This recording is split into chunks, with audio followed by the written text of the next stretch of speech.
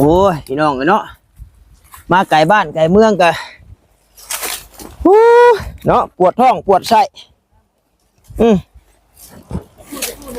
โอ้เฮ้ยสิดานะ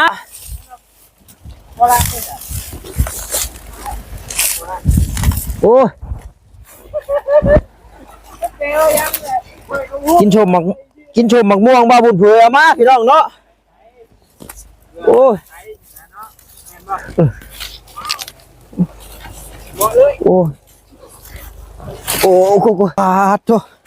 โอ้ยลำบากลำบนพี่น้องเลยเนาะเอาอย่างไรก็ขอกราบทักทายสบายดีเด้อพี่น้องเด้อเอาขอบใจหลายๆบ่คำ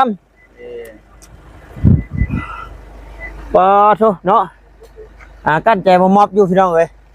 เอาสบายดีบ่จิตไอ้เบรนเจ็บท้องบ่เจ้าเจ็บเร็วมาพอพี่เจ็บท้องเจ็บไส้โยรออยู่เนาะป้าไปห้องแล้วไปห้องเลยโยข่อยบัดมาฮอดกิ้วท้องเนาะเอาก็ได้ว่าเนาะโธ่กูนั่นเพิ่นก็ยังแวะถ่ายคลิปน้องเพิ่นอยู่เพิ่นฉากหยังก็ฉากมองฉากมองฉากหยังก็ฉากมองฉากมองพี่น้องเนาะเอาก็คือว่าแหละพี่น้องเอ้ยมานํกันเบิดทีมงานมื้อนี้เลือกเบิ่งเลือกชมได้โลดพี่น้องเนาะสิเบิ่งช่องใดคลิปใดแต่ก็เบิ่งให้เบิ่งทุกคนเด้อพี่น้องเด้อก่อนอื่นก็ขอกราบทักทายสบายดีกับพ่อแม่พี่น้อง FC กันเบิดสู่ผู้สู่คนพี่น้องเอ้ย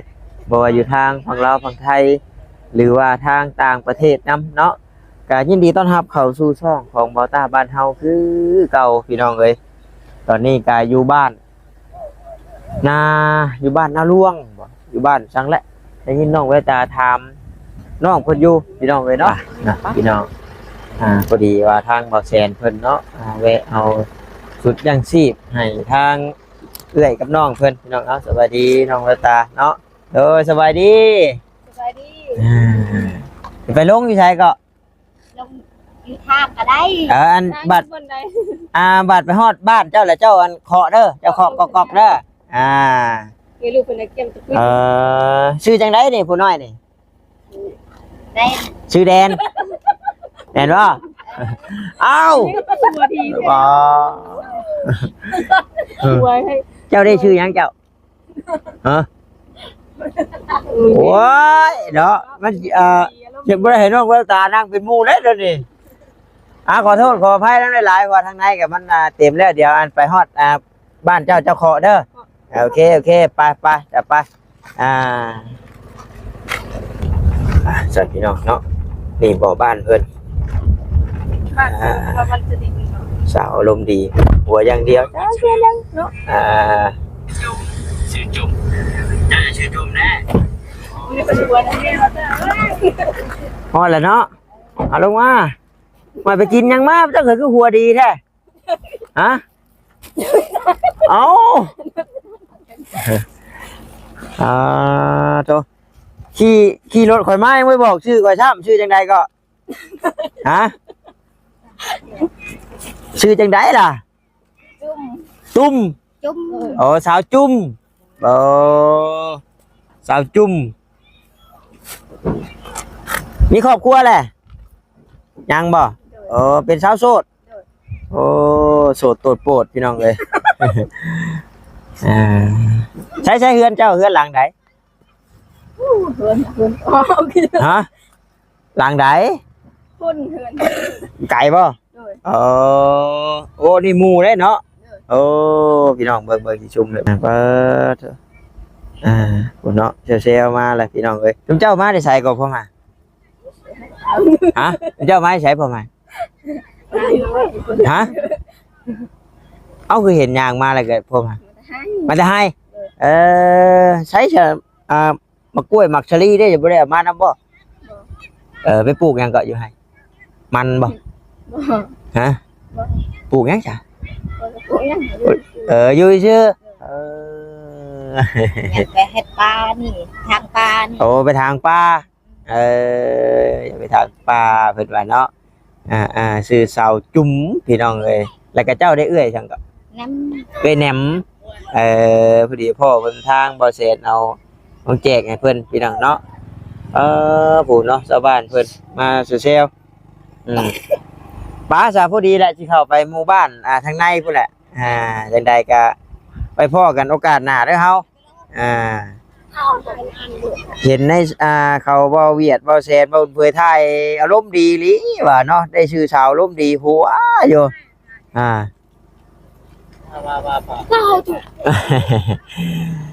บ่ได้มีหยังเด้อโอ้ยเนาะเอิ้นมาลินฮอดบ่50หลังคาบ้านฮอดบ่ฮอดเนาะบ่ฮอด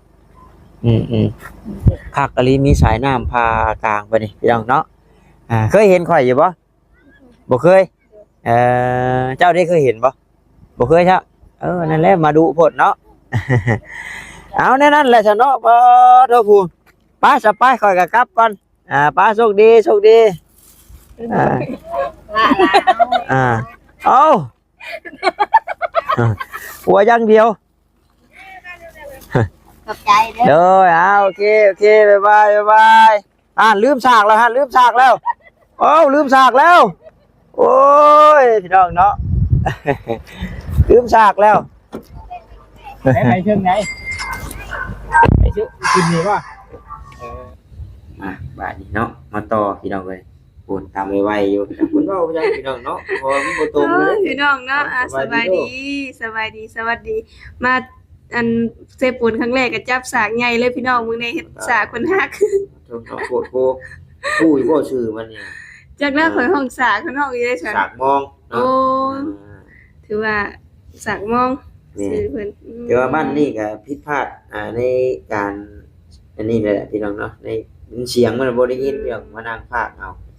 มาเซปูนครั้งแรกก็เห็นโคกใหญ่สากใหญ่กำลังจับเบิ่งเลยพี่น้องเนาะบ้านเฮานี่บ่ตาเชื่อว่าน้องเวตาเกิดบ่ทันดอกบ่เคยเห็นเลยครั้งแรกในชีวิตเลยแม่นเนาะบ่ตาโอ้บักหลาตามเป็นบ่แล้วว้ายฉันเป็นญาติแล้วอายเคินแล้วสาวก็อยากเห็นอยู่เพิ่นตามแต่ว่าเพิ่นว่าเบิดข้าวเพิ่นบ่มีข้าวตามเพิ่นว่าเนาะโดนเบาเคยเพิ่นก็มาขี้มูกได้ข้างๆนี่ใช้เพิ่นยังบ่ฮอดเพิ่นว่าโอ้ยข่อยเคยตำเพิ่นว่าโอ้ยเนาะตอนนี้น้องเวตาเพิ่นกำลังงงอยู่บ่ตาว่าในบ้านเพิ่นนี่เซโปนมีคำได้ว่าซั่นเนาะแต่ก็เลยสงสัยนะมีแท้บ่คำอยู่ใช้แล้วแต่ร้องว่าบัดเพิ่นอยู่ห้องน้ำเพิ่นว่าซั่นเนาะเดี๋ยวสิพาเพิ่นไปพี่น้องเอ้ยเด็กบ่ตากำลังตัวเพิ่นหันมาทางนี้ก็บ่เด็กน้อยเนาะสำราบอยู่พี่น้องเอ้ยเด็กน้อยหลายในหมู่บ้านเนาะจี้เด็กน้อยหลายก็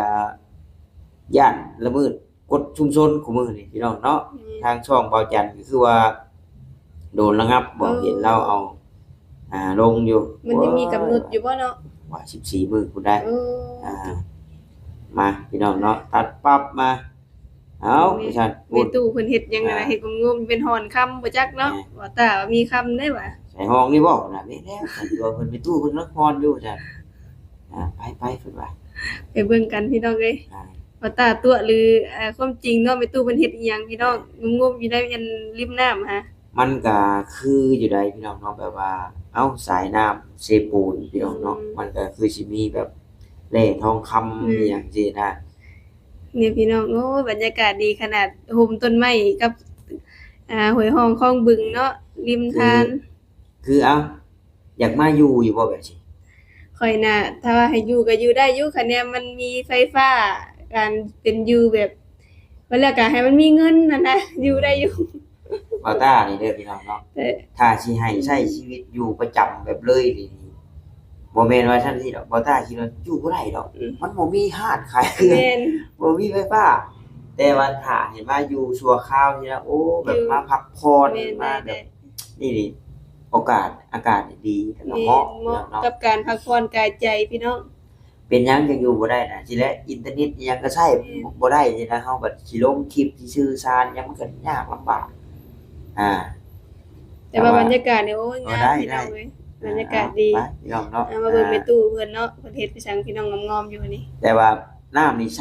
พี่น้องเนาะแต่ว่าจุดนี้น่ะมันเป็นใบไม้ตกใส่นี่นะมันเลยดำเนาะแต่แท้จริงนี่น้ำนี่ใสที่ถูกเป็นล่างยังไงนะบ่ตา ล้าง เรา ถ้วย ล้าง บ่ ตกน้ำไว้ห้วยน้ำไปกิน แต่ว่าแล้วก็กับล้างเท้าหม้อล้างหม้อเนี่ยบ่ตาก็เลย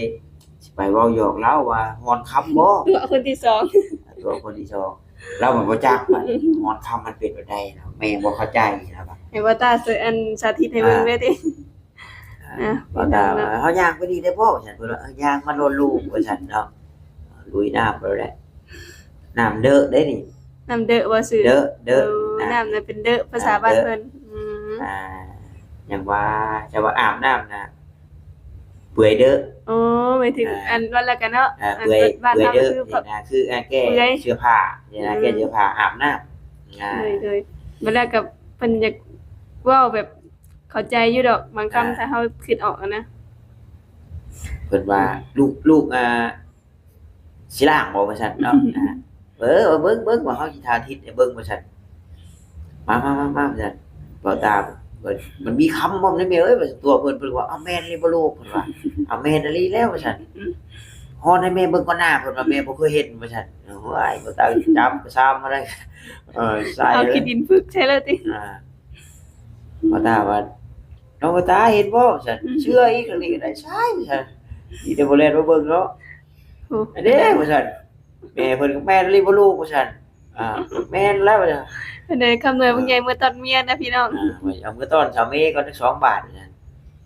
แม่อยู่นี่จนเฒ่ายังบ่เคยเฮ็ดคำแล้วว่าสร้างว่าแท้แม่ว่าอยู่นี่แล้วบ่คำมันน่ะว่าก็ฮอดเอาซะลูกแล้วว่าล้างกระตุกเสยแล้วเฮ็ด โอ้ว่าแล้วกับพี่น้องชาวแววมาสะกิดสะดุดตาหั่นนะที่แม่เพิ่นล้างถ้วยล้างกระตุกหรือว่าล้างจานเนาะบ่มีพลอยบ่มีสไลด์บ่มีฝอยขัดนะพี่น้องเพิ่นเอาขี้ดินเลยเด้อพี่น้องเอ้ยขัดตัว บ่ได้มีคราบมันจักดีนะ อืม แบบดินทรายเฮา เป็นดินทราย ดินทรายอย่างที่เพิ่นบ่ได้ยากชื่ ชาวแววก็บ่ สไลด์ บ่ได้สังเกตคักได้ยินแต่เสียงก็คิดว่าเพิ่นมีสไลด์แล้วก็พลอยขัดจะดีนะ จำบ่เชื่อเจ้ามือนี่จำเจ้าเบิดแบบสไลด์ล้างถอกล้างถ้วยบ่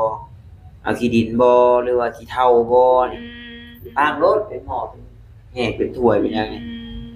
ถือว่าก็จัดคาบได้ดีเนาะ แม่น อืม บ่มันบ่มึนพี่น้องเนาะ วิธีใช้แบบเรียบง่ายได้พี่น้องเอ้ยเขตชนบท ถือว่าตอบโจทย์อยู่พี่น้องเอ้ยนั่งลมกันไปลมกันมาบ่ต้าเฮือนเจ้าอยู่ไสเพิ่นว่าบ่จักเฮือนแล้วบาดอยู่ไสเฮือนเจ้าบ่จักแม่บ่จักได้ลูกเว้าหยังว่าซั่นขึ้นได้แล้วบาดขึ้นเห็นครับโอ้เป็ดใหญ่มาแล้วเนาะขึ้นเห็นคำสะจอยว่าเฮือนนี่มันเพิ่นว่าบ่ดงนี่นะบ่ต้าก็เลยว่าดงแม่น่ะอยู่ไสเพิ่นว่า เป็นห้องดงเนาะ ดงเพิ่นว่าโอ้ยพูดแล้วเพิ่นว่าเทิงพูดพ่อเจ้านั้นเชียร์แล้วเพิ่นว่า แต่ว่าครอบครัวเราน่ะมีภายในสัน เราว่าดงน้อยๆเราว่าคือนี่นะดงจำดงใหญ่ดงปูด อืม เฮือนใหญ่น่ะดงปูด คือภาษาบ้านเฮาก็เฮือนหลังน้อยๆเนาะ น้อยๆเราว่าบ่ตาพาไปเบิ่งได้บ่ตาถามว่าพาไปเบิ่งได้บ่พ่อเชียร์แล้วคนละแนวแล้วบาดนี้พี่น้องเนาะเอาเดี๋ยวสิฮอนคำให้เบิ่งเด้อเพิ่นก็ว่ามันมีรีบ่เพิ่นว่าตัวจักผู้นี้มันหากระบุงฮอดตาอุ้มลูกน้อยมาโอ้ยเนาะคักอีหลีพี่น้องเอ้ย ว่าเรื่องคำไผก็อยากมาแล้วเนาะ ใช่แต่ผู้นั้นก็ได้มันบ่มีดอกเพิ่นว่าแต่เพิ่นเว้าภาษาเพิ่นพี่น้องเอ้ย ว่าบ่อยากรู้เรื่องกันปานใด แท้จริงเพิ่นก็อยากสอนพื้นกับเฮาอยู่นะเพิ่นก็อยากสอนพื้นอยากสื่อสารกับเฮาอยู่แต่ว่า เพิ่นบ่จักเฮาบ่จักเพิ่นกันเว้าตามจาเนาะ มันบ่จักสินะว่าโอ้สิเว้าจังได๋ มีแต่เดาเนาะ เดาเอาพี่น้องเนาะแล้วก็จังได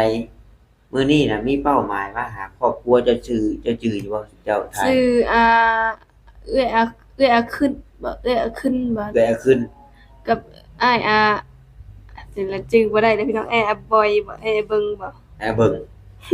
เอาขอโทษขออภัยพี่น้องก็จื้อบ่ได้ บ่ต้านั่นหากลังมาพี่น้องเนาะหากลังมาเทื่อแรกแต่บ่จิตก็บ่เสียน่ะเคยถ่ายเพิ่นอยู่ อืม เคยถ่ายอยู่ก็เลยยังบ่ได้ไปเฮ็ดพี่น้องเอ้ยบ่ต้าถามว่าเพิ่นมาแต่ไสแล้วเว้าชื่อบ้านน่ะคือว่าบ้านอากีอันหยังจักอย่างนี่แหละ เว้ เอาอะไรกับคนทั้งนี้น่ะเพิ่นมั มีแต่อาเนาะอาขึ้นหน้าเลย น้ำหน้านะพี่น้องเนาะบ่ตาเลยบ่จื้อนี่ บ้านอากีบ้านอาฮอ บ้านนี่น่ะคือบ้านแม่เพิ่นเว้าให้ฟังว่าพวกปลายสาเหตุที่อ้ายเพิ่นมาอยู่น่ะมาแบบใดๆจังนะแต่ว่ามันแบบบ่ได้ยินเสียง ไม่แบบมีปัญหาเนาะ มันก็จับเป็ดไปต้มแล้วหน่อยเมื่อก่อนเด้อซะว่าเมื่อก่อนล่ะว่า ผู้เพิ่นก็พากันขึ้น บรรยากาศดีขนาดนี้น้องเนาะเอาน้องๆเพิ่นอาบน้ำเชี่ยวๆอยู่นั่นนี่แหละเพิ่นว่า ฉันอยู่พญานาคลิ้นหน้าว่าซั่น เอาขอเนี่ยน้ำทั้งอาบทั้งกินได้ แม่ บางคนมันน้ำมันบ่ได้อาบมันบ่ได้หยุดเด้มันไหล ไหลตลอดทางเนาะ ไหลมาตลอด ห้วย น้องเพิ่นก็ลิ้นน้ำปริบปรออยู่พี่น้องเนาะฉันพี่จี้ใช้กระคักบัดเดี๋ยวติดเรื่องแล้วก็ได้ เนี่ยแต่มือกล้องเขาแล้วทางนี้ก็ได้เนาะโกยอยู่ซะเนาะคือสิได้ขอตัวจบคลิปก่อนเด้อพี่น้องเด้อเอาขอบมุกขอบใจหลายที่เข้ามาเบิ่งมาชมแล้วก็บ่กดข้ามโฆษณาพี่น้องท้ายคลิปนี้ก็ขอกล่าวคำว่าสบายดีเด้อพี่น้องเด้อเอาขอบมุกขอบใจหลายๆน้องแววตามาบัดนี้พี่น้องเอ้ยไป